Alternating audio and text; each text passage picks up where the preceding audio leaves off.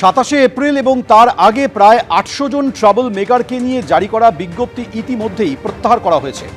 আদালতে সওয়াল নির্বাচন কমিশনের আইনজীবীর বিজ্ঞপ্তি প্রত্যাহার করা হয়েছে, কিন্তু কমিশনের মানসিকতা কি পরিবর্তন হয়েছে? সওয়াল কল্যাণ বন্দ্যোপাধ্যায়।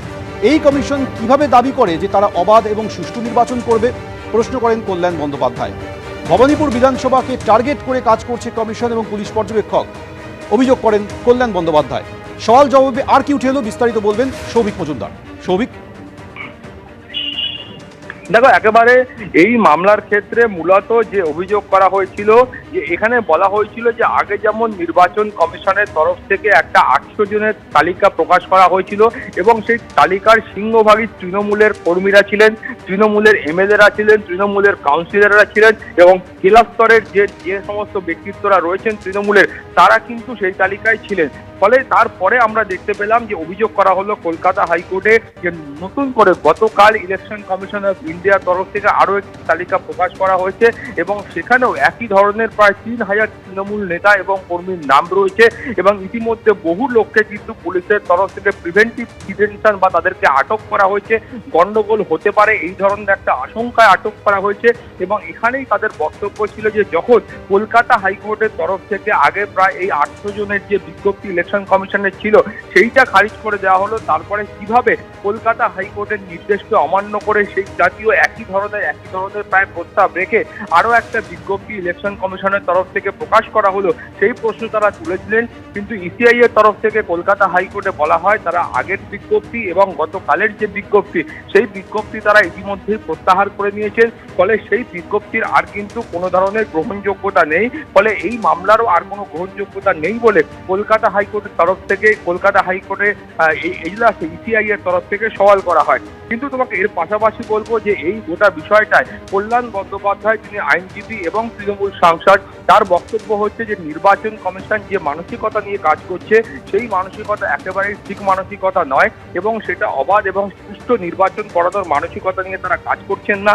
তারা ভবানীপুর বিধানসভাকে টার্গেট করে লক্ষ্য করে তারা কাজ করছেন এবং তারা একেবারে স্পষ্টত বলছেন যে একাধিক জায়গায় পুলিশের যারা ওসি রয়েছেন, আইসি রয়েছেন, তারা রীতিমতো দুর্ব্যবহার করছেন এবং তার বক্তব্য হলো গতকাল তিনি কিন্তু কালীঘাট থানায় গেছিলেন এবং সেখানে যিনি আইসি ছিলেন তিনি আইসি কল্যাণ বন্দ্যোপাধ্যায়ের সঙ্গে অত্যন্ত খারাপ ব্যবহার করেন। এছাড়াও তার বক্তব্য হলো যে গতকাল ফিরাদ হাকিমের বাড়িতেও কিন্তু একদল সিআরপিএফ এর আধিকারিক এবং কর্মীরা যান।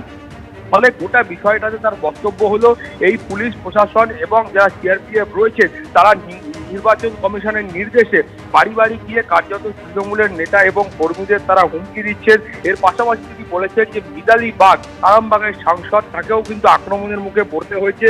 এর পাশাপাশি অজয় পাল শর্মা, তার বিষয়টাও কিন্তু এই মামলায় উত্থাপন করা হয়েছে। ফলে সব মিলিয়ে তার বক্তব্য হলো যে নির্বাচন কমিশনের তরফ থেকে যে পদক্ষেপ গ্রহণ করা হচ্ছে এই পদক্ষেপগুলো কোনোটাই কিন্তু অবাধ এবং সুষ্ঠু নির্বাচন করার জন্য নয়। তারা একটা নির্দিষ্ট লক্ষ্যমাত্রা ঠিক করে তারপরে কাজ করছেন এবং যে এসওপি অনুযায়ী তারা কাজ করছেন, অর্থাৎ স্ট্যান্ডার্ড অপারেটিং প্রসিডিওর অনুযায়ী তারা কাজ করছেন, সেইটাও কিন্তু একেবারে ঠিক প্রসিডিওর নয় বলে তারা মনে করছে। ফলে এই মামলার সওয়াল জবাব শেষ হয়েছে, যেটা মনে করা হচ্ছে যে আর কিছুক্ষণের মধ্যেই কলকাতা হাইকোর্টের ওয়েবসাইটে এই মামলার যে নির্দেশনামা রয়েছে সেটা আপলোড করা হবে। সৌমেন, ধন্যবাদ। আমরা যেটা পয়েন্ট আউট করেছি, অর্ডার হয়তো একটু পরে দেবে, যা দেবে সে তো আপনারা জানতেই পারবেন, আমিও জানতে পারবো, আপনারাও জানতে পারবেন, যে এই যে অবজারভাররা, পুলিশ অবজারভাররা, they are acting beyond the law. আইনের মধ্যে কাজ করুক, আমাদের কোনো আপত্তি নেই। আইনের বাইরে গিয়ে কী করে কাজ করবে? কি করে যে একটা অবজারভার, যে ওই যে কি নিজেকে সিঙ্গম বলে নাকি বলে, এনকাউন্টার স্পেশালিস্ট উত্তরপ্রদেশের, সে কি করে থ্রেট করে, ভোটারদের কি করে ইন্টিমিডেট করে, ওর বিরুদ্ধেই তো ক্রিমিনাল কেস হওয়া উচিত। এবং অন্যান্য অবজারভাররা যারা বিজেপি স্টেট থেকে এসছে তারা সব জায়গায় থ্রেট করছে, আমি পয়েন্ট আউট করেছি করতে, ডিটেলস চার্ট দেখে সবাই মিলে একটা রণক্ষেত্র তৈরি করছে যাতে বিজেপির ভোটার ছাড়া আর কেউ ভোট না দিতে পারে। এবং আজকে ইলেকশন কমিশনের কাউন্সিল কোর্টে বলল যে গভর্নরের house is the control room of that everything. তাহলে গভর্নর ইলেকশনটাকে পরিচালনা করছে, বিজেপির হয়ে গভর্নর ইলেকশন পরিচালনা করছে। Governor is ex police officer, police অফিসাররা যা ইচ্ছা তাই করছে।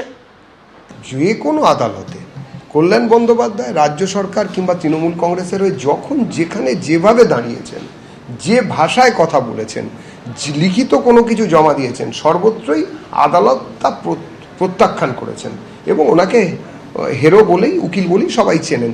এটাও গেছেন, আমরা জানি যে এটাতেও উনি হারবেন, ওনার ধারাবাহিকতা বজায় থাকবেন, ওনার রেকর্ড কেউ ভাঙতে পারবে না। যাক, গিয়েছেন। এবিপি আনন্দ, এগিয়ে থাকে, এগিয়ে রাখে।